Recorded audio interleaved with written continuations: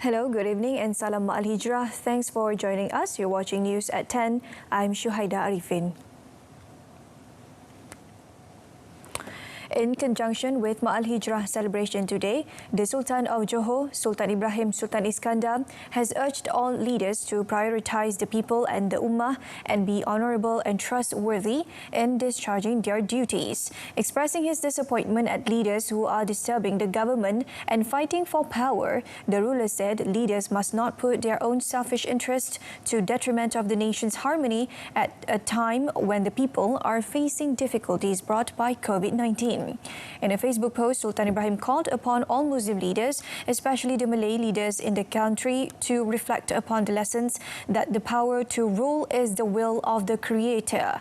His Majesty urged all leaders to be honest and trustworthy in carrying out their duties by putting the Rakyat first and Ummah unity instead of their selfish gain, which threaten the harmony of the society and country's political stability. The Sultan added that now is the time to jostle to help the nation, not the time to be jostling for power and influence.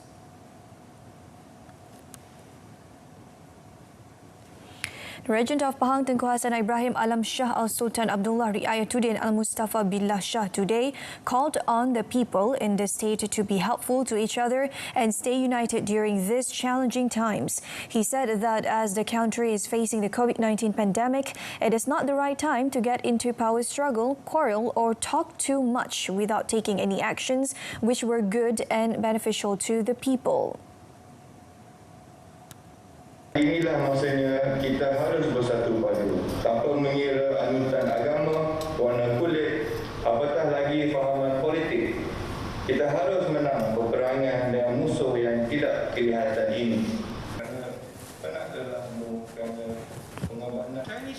He said this in his speech at the state-level Ma'al Hijrah celebration held virtually today. In his speech that was broadcast live from Dewan Auditorium College University Yayasan Pahang, Tengku Hassan also called on all parties, including the state government, non-governmental organisations and the private sector, to always reach out to the people in need.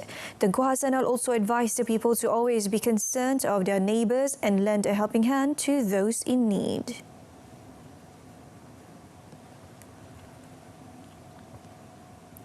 At the ceremony, which was also attended by Pahang Menteri Besar Datuk Seri Wan Rosdi Wan Ismail, former Pahang Chief Qadi, the late Syed Abdul Rahman Syed Muhammad bin Yahya, was posthumously conferred the State Tokoh Ma'al Hijrah 1443 Hijrah 2021 award. Tengku Hassan handed over the award in the form of 10,000 ringgit, a trophy, plaque and a certificate of appreciation to his two sons, Syed Muhammad 71 and Syed Akil 59. Syed Akil, when met by reporters, regarded the awards as very meaningful to his family. Former civil servant Zakaria Ishaq, who is actively involved in many humanitarian activities with non-governmental organisations, received the Perkhidmatan Agama Award, while manager of a Quran disposal company, Zainal Idris, was the recipient of the Inovasi Kaki Tangan Award. The Inovasi Jabatan Award was received by the Kuantan District Public Works Department, and former Lipis District Islamic Affairs Assistant, the late Abdul Latif Yusof, was honoured with the Mubalik Saudara Baru Award. Each of them received 5,000 ringgit, plaque and a certificate. The government is looking into several procedures, including those related to visas, before allowing Malaysians to perform Umrah. According to a minister in the Prime Minister's Department for Religious Affairs, Dato' Dr. Zulkifli Muhammad Al-Bakri, they are currently collecting as much information as possible regarding Umrah before any announcement can be made. He said the government may also take a closer look at how to combine tourist visa with Umrah visa.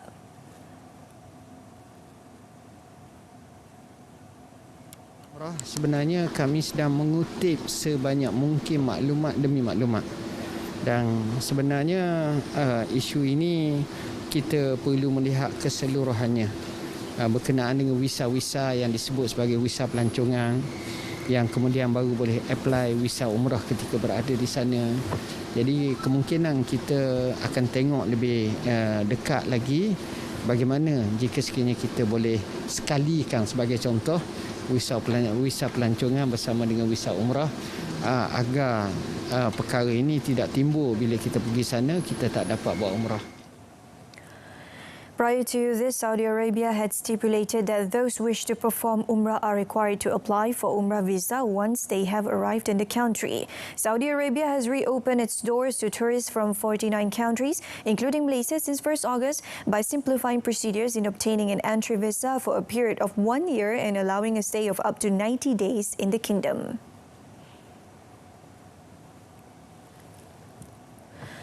Following the resumption of face-to-face school sessions beginning next month, Deputy Health Minister Wan Datuk Dr. Nur Azmi Ghazali called on executive group and administration personnel whom have yet to receive vaccine jabs to walk in at any selected PPV centres and get their shots. He said this is to avoid any issues as well as to protect the students' health when the school sessions begin. Bila anak-anak sekolah kita dah balik, jadi dia boleh menimbulkan risiko kepada anak-anak sekolah kita. Sebab tu orang yang sebab anak-anak kita tidak divaksinkan. Kita hanya bagi vaksin 17 tahun ke atas. 18 tahun ke atas. 18 tahun ke atas. Jadi orang yang nak berjumpa dengan anak-anak kita semua mesti divaksinkan. Jadi saya ambil kesempatan ini untuk ucapkan tahniah kepada mereka yang datang untuk mengambil suntikan dan tidak terpengaruh dengan anti-vaksin. He said this during a visit at Dewan Ibn Khaldun PPV in SMK Abu Bakar Al-Bakir in Bagan Serai, Perak. 1,500 educators, administration personnel, support service staff including bus operators and canteen staff in Krian district received their vaccine shots earlier today.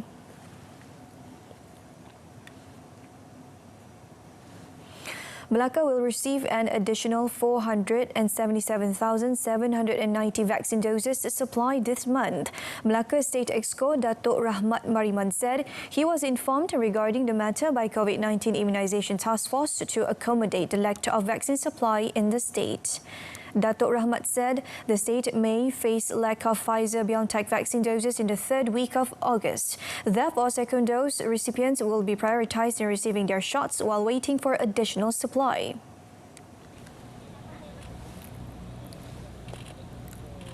Kemungkinan kita perlu menukar tarikh temu janji untuk dos kedua Pfizer. Daripada 3 minggu kita akan bawa ke 4 minggu sehingga ke 6 minggu. Untuk bekalan yang lain tak ada masalah.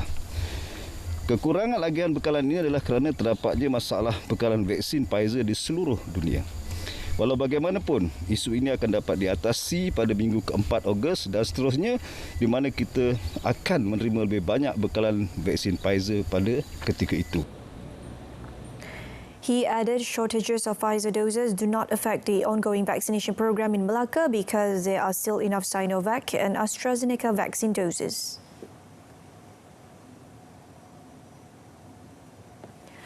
More than 500 Kuala Perlis residents took advantage of a special COVID-19 vaccination program, which included walk-ins at Hotel Brasmana today. The program was held due to public concern over the slight increase in COVID-19 cases in Kuala Perlis. Perlis State Secretary Azman Muhammad Yusof said this special program provided an opportunity for individuals who had not yet received an appointment through the My Sejahtera application to get their COVID-19 vaccine injections. Kaedah untuk memberikan vaksinasi ini agak berbeza sikit berbanding pada PPV ya. Kalau PPV itu mereka dah mendaftar dalam sejahtera, kemudian dapat dia punya waktu temu janji dan sebagainya lah, dan proses pendaftaran dan sebagainya. Tapi hari ini kalau kita lihat mereka datang saja. Kemudian menunggu untuk tujuan untuk disuntik, selepas disuntik baru proses-proses pendaftaran itu berlaku. He said this to reporters at Hotel Brasmana today. He said the 5-day special program, which began today, would benefit more than 2,000 Kuala Perlis residents.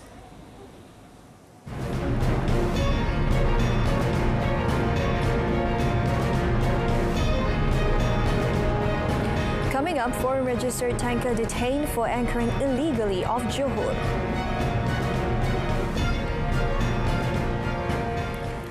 The flexibility given to fully vaccinated individuals can help revive various domestic economic activities that will see the opening of more economic and social sectors in stages soon.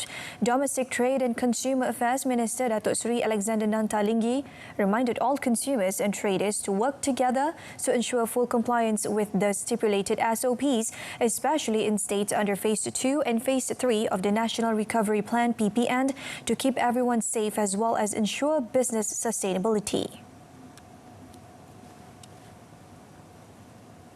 The permission given to fully vaccinated people to dine in provides relief to operators of eateries, restaurants and cafes. He added that KPD NHEP had previously emphasized that all retail and distribution industry players should be prepared for the opening of all business sectors in stages after employees were fully vaccinated. He said they made the necessary preparations to ensure that their operations complied with the SOPs. The ministry has also collaborated with the COVID-19 Immunisation Task Force in implementing the retail industry vaccination RIVAC program in the Klang Valley since 26 July.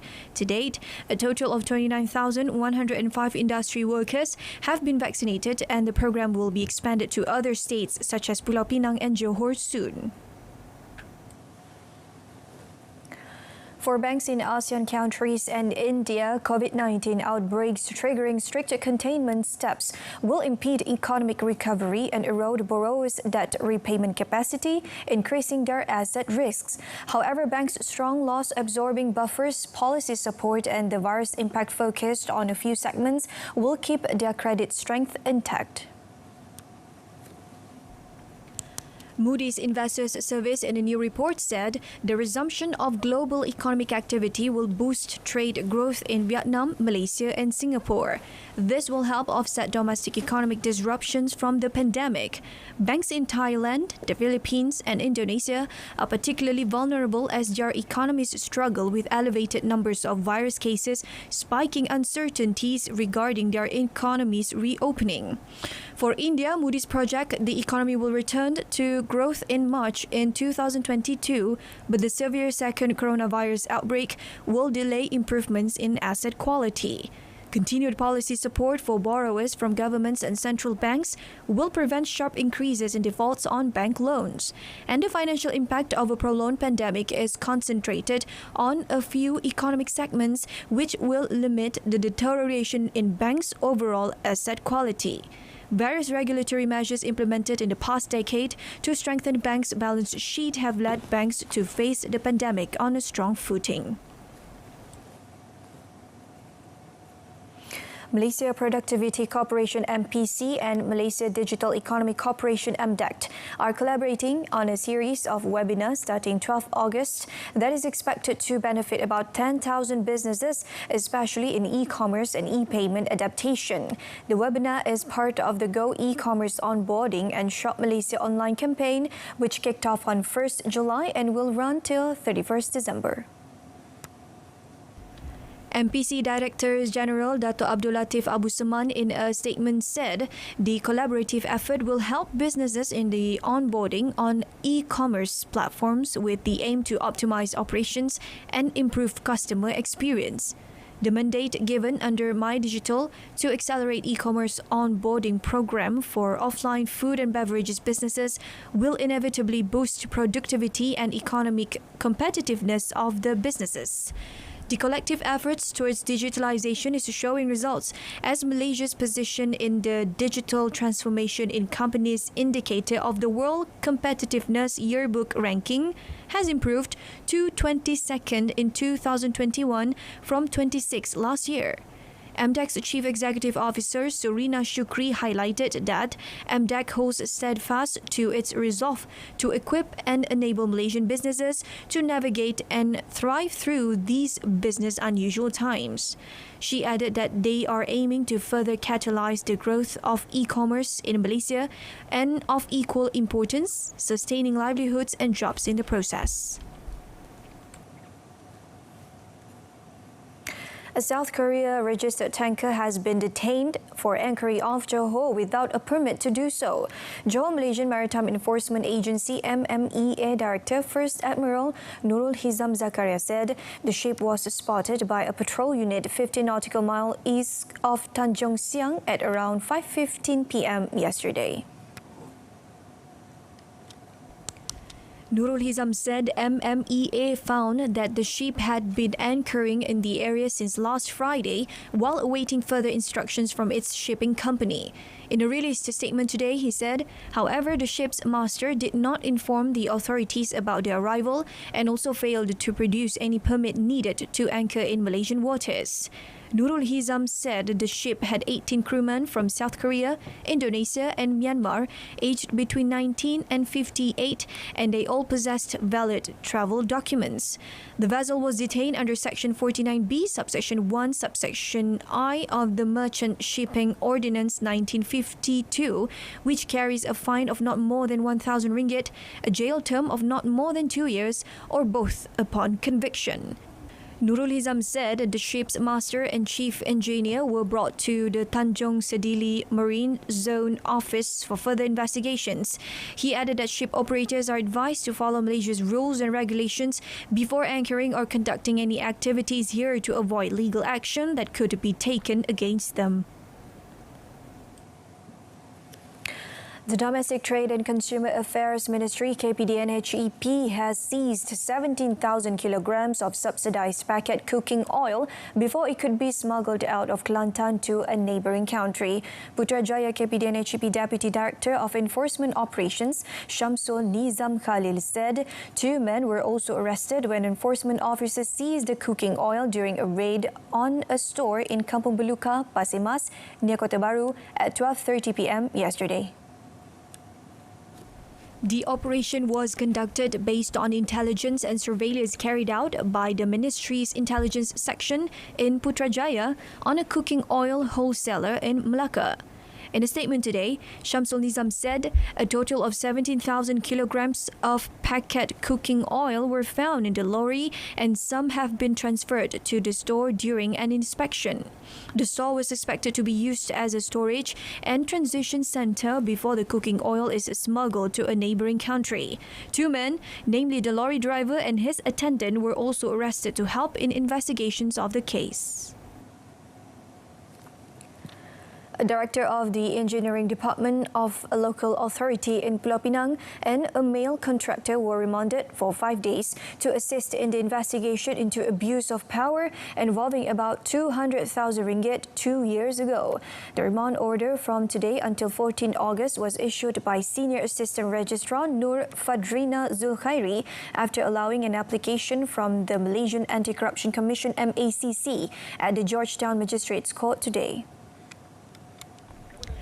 The 2 suspects, represented by lawyer Parmjit Singh, arrived at the Georgetown Court complex at about 10 a.m. dressed in MACC lockup attire and handcuffed.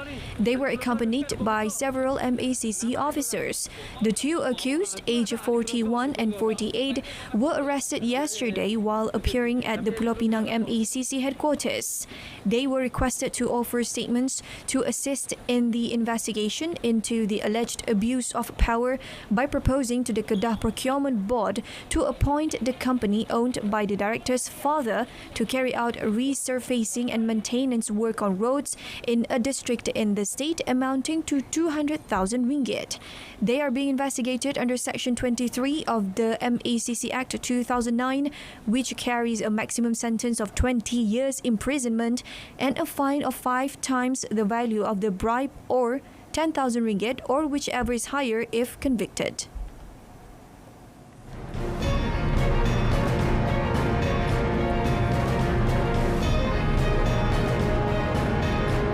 In our foreign segment, thousands flee as Taliban news tightens around Afghan north.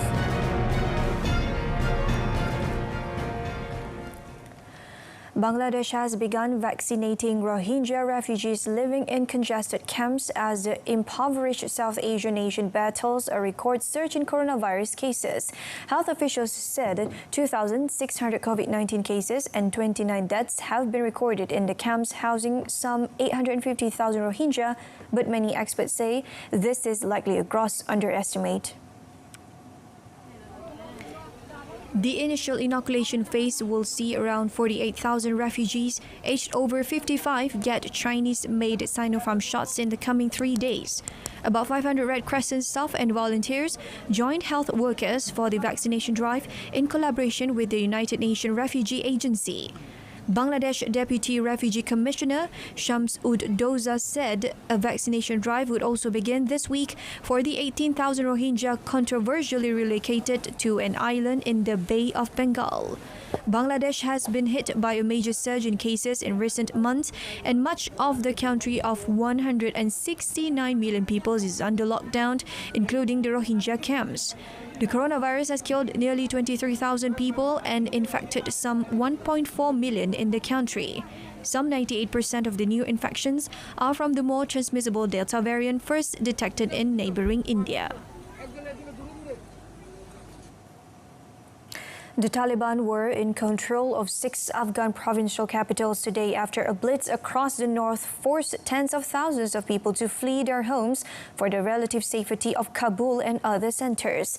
The insurgents now have their eyes on Mazar-e-Sharif, the north's biggest city, whose fall would signal the total collapse of government control in a region that has traditionally been anti-Taliban.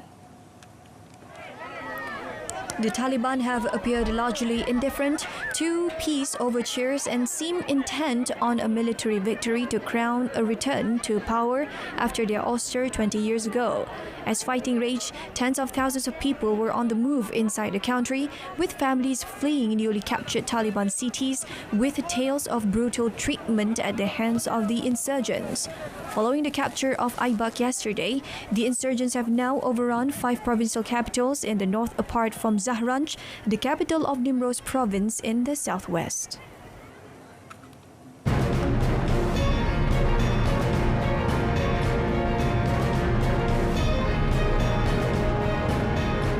Coming up in sports, focus shifts to Paralympic Games as Tokyo Olympic ends.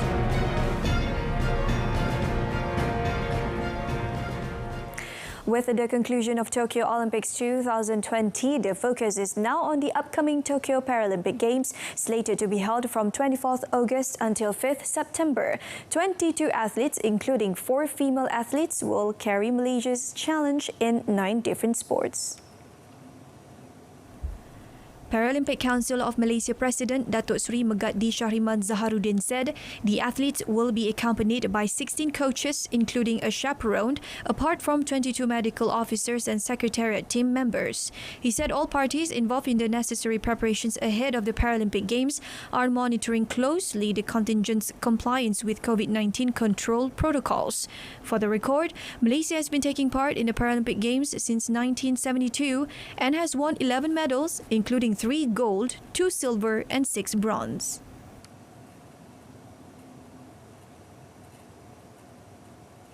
A ruling from the chair rattled Nick Kyrgios yesterday, sparking the Australian's 4-6, 7-6, 6-4 first-round loss to Riley Opelka at the ATP Toronto Masters. Kyrgios is currently saddled with his lowest standing since he stood 144th at the start of Wimbledon 7 years ago.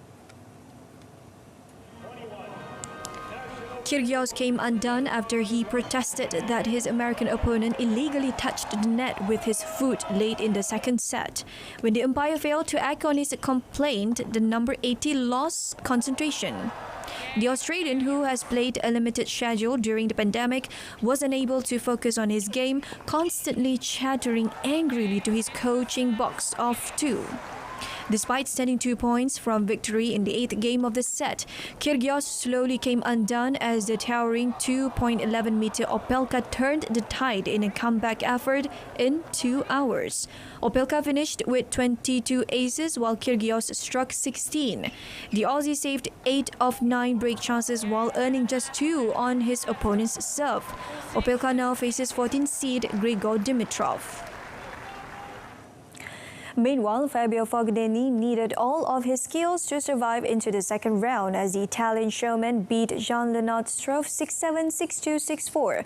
Fognini fought back from a set down to beat the 46th ranked German in 2 hours and 24 minutes. Along the way, the unseeded Italian was seen by both the doctor and the physio in the second set before drawing a warning for time wasting as he went off court after leveling at a set apiece. Fognini trailed 3-1 in the final set, but fought back with a break for 4-4 after Struff saved 5 break points but could not manage on a sixth. A double fault from the German 2 games later gave Fognini a match point, which he converted without hesitation.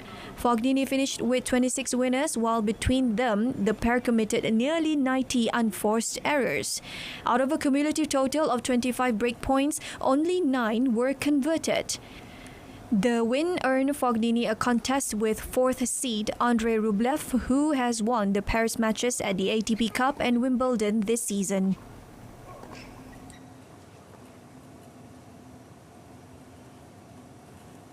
Former champion Andy Murray has been added to the main draw of the US Open Tennis Championships following the withdrawal of son Wawrinka.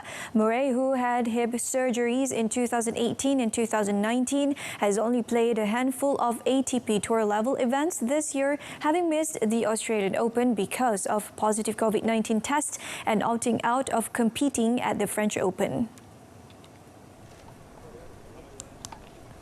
The 34-year-old Murray reached the third round at Wimbledon but withdrew from the men's single tournament at the Tokyo Olympics on the advice of his medical team, dashing his hopes for a third consecutive gold medal. Murray, who won the first of his 3 career Grand Slam titles at the 2012 US Open, did represent Britain in the men's doubles event in Tokyo, where he lost in the quarterfinals. At last year's US Open, Murray suffered a straight set loss in the second round to Canadian Felix Auger-Aliassime. Meanwhile, Sis Wawrinka, who captured the last of his 3 career Grand Slam titles at the 2016 US Open, withdrew as he continues to recover from foot surgery. The 36-year-old former world number 3 underwent an operation on his left foot this year and has not played on the tour since an opening round defeat at the Qatar Open in March. The US Open runs from 30th August until 12th September. That concludes this evening's news at 10. In our top story, leaders urge to unite amid COVID battle. Join us again at 12:30 tomorrow afternoon. Salam Ma'al Hijrah. I'm Syahida Arifin. Stay tuned to Saluran Berita RTM and have a pleasant evening.